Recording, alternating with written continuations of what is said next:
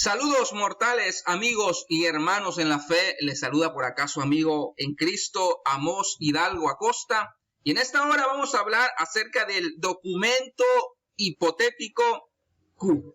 Es decir, vamos a tocar la teoría de las dos fuentes para hablar de los sinópticos, Mateo, Marcos y Lucas, de dónde se alimenta Mateo y Lucas, de Marcos, pero también de el documento Q.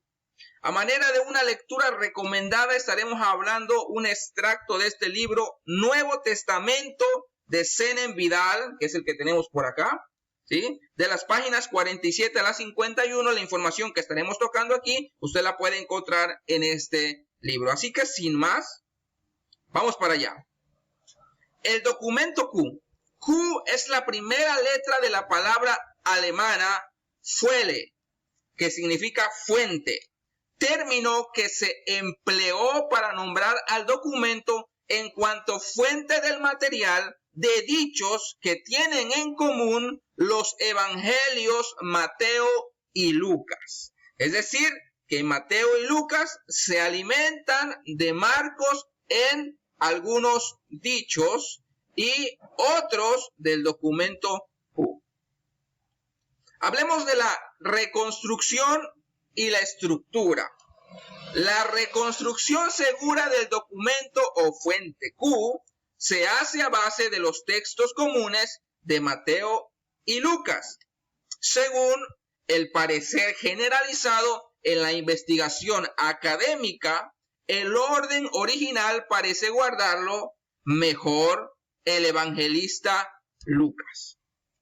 La estructura del documento Q es una colección de dichos de Jesús, al estilo de otras colecciones de dichos y de relatos sobre Jesús que fueron surgiendo en el cristianismo antiguo, embriónico, y que están en la base de los evangelios sinópticos y del evangelio de Juan. Esto lo dice Vidal. Ahora, la función del escrito. Q representa un estadio previo al surgimiento de un escrito evangélico del estilo de Marcos, Mateo, Lucas o Juan. No parece adecuada entonces su caracterización como un evangelio. Ahora, yo pongo esta imagen aquí porque muchas veces se ha pretendido vender de forma amarillista al documento hipotético Q como un supuesto evangelio perdido, cuando las características propias de este documento serían totalmente diferentes a la de un evangelio. La recopilación de la tradición de los escritos evangélicos es mucho más global que la del documento Q. Los evangelios abarcan no solo la tradición de dichos, sino también la tradición de relatos de diverso tipo, incluyendo el relato de la pasión, que es uno de los más antiguos.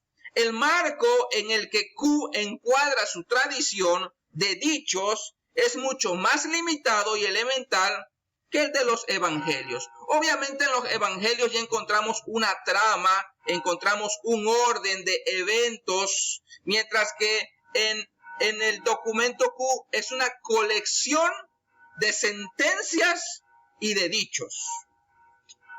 El género. Q seguía a un género muy extendido en el judaísmo y en el helenismo.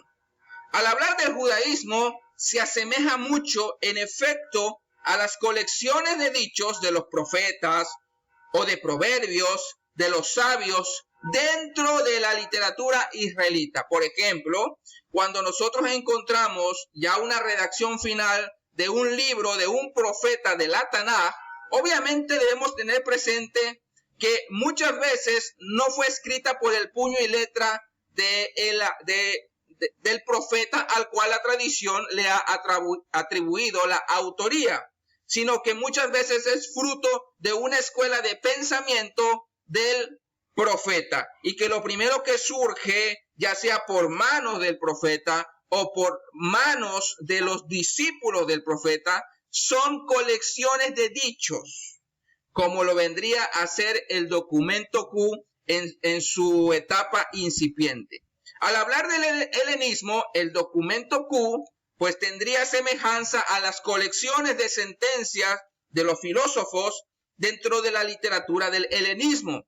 A este mismo género, por cierto, va a decir Vidal, pertenece también el Evangelio apócrifo de Tomás. Y para darnos una idea, aquí coloco yo una imagen que son de hecho los primeros versículos con lo cual abre el Evangelio de Tomás. No hay una narrativa en un orden progresivo o específico, sino que son sentencias que son dichos expresados por Jesús.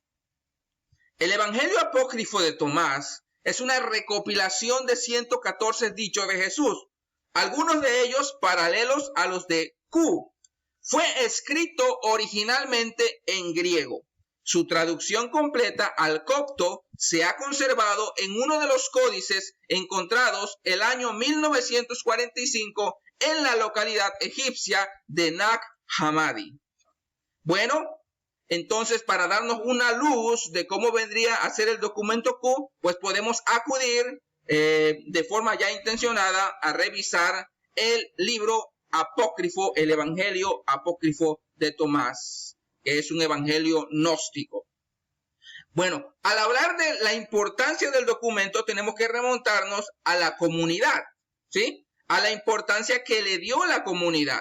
La función básica de Q, esta hay que fijarla en la conservación, número 1, y actualización de la enseñanza de Jesús, número 2, ya que se consideraba con autoridad para la vida de los grupos que se congregaban en su nombre y remontaban su origen a su misión. De seguro que esa tradición con autoridad se utilizaría y se comentaría repetidamente en las reuniones de esos grupos cristianos antiguos, sirviendo así para animarlos a mantener su fidelidad al Mesías Jesús. Vidal propone, por lo tanto, que el documento Q pudo haber gozado de autoridad dentro de las comunidades judeocristianas, cercanas obviamente a Galilea. Proceso de formación. La formación de Q tuvo que implicar un lento y complejo proceso. Los comienzos estarían representados por dichos sueltos, transmitidos oralmente. Viene una tradición oral y probablemente en arameo, que esto es lo obvio y lo natural, porque Jesús habló y predicó en arameo. Se trataría, por lo tanto, de dichos de muy diverso tipo, de talante sapiencial, pero también profético, escatológico. Muchos de ellos reflejarían sin duda motivos de la misión histórica de Jesús. Se iría conjuntando poco a poco en pequeñas agrupaciones para la memorización con vistas a facilitar su uso comunitario. Es decir, que Vidal nos va a decir que la colección de dichos proveía la facilidad en la praxis de la comunidad para la memorización de las sentencias o los dichos pronunciados por Jesús. Vidal nos va a decir que el documento Q pues vendría a ser un documento judeocristiano. Los orígenes de Q, al menos en sus estadios iniciales, habría que fijarlo en los grupos cristianos palestinos en la región de Galilea, porque Jesús era Galileo. Es decir, comunidades judeocristianas que seguían observando las prácticas legales del judaísmo.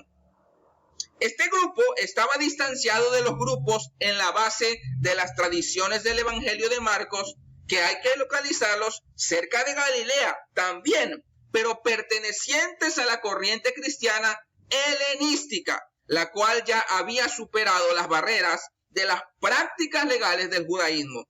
Es decir, que cuando el documento Q está en este proceso de uso en el cristianismo incipiente, es cuando se está dando ya estas dos vertientes de un cristianismo judeocristiano que sigue observando la ley, mientras que se está dando o se está dispersando el evangelio en comunidades helenísticas que ya han superado o están superando las barreras prácticas legales del judaísmo. Vidal nos va a decir que esa sería la razón por la que el Evangelio de Marcos no utilizó el documento Q, dado a que éste pertenecía a una corriente cristiana diferente. ¿Sí? Esto es interesante porque Vidal nos dice que el evangelista Marcos no alimenta su redacción del documento Q porque el documento Q es utilizado por la comunidad judeo-cristiana que todavía observa el judaísmo, mientras que el documento o el evangelio de Marcos está con una mentalidad y una cosmovisión ya helenística. La edición del escrito. Su confección se habría hecho conexionando las diversas colecciones anteriores dentro de un marco más amplio, para acomodarlas al nuevo contexto y a la nueva situación de los grupos cristianos. El resultado fue un auténtico libro escrito. Vidal nos va a decir que el documento como tal existió. Obviamente, pues no ha sobrevivido hasta ahora como para tener un testimonio factible. Sin embargo, como hipótesis, Vidal nos va a decir que el resultado fue un libro redactado ya no en arameo, que es la tradición oral de la cual nace, sino que se redacta al final en griego, como testifican las concordancias lingüísticas entre los textos paralelos de Mateo y Lucas.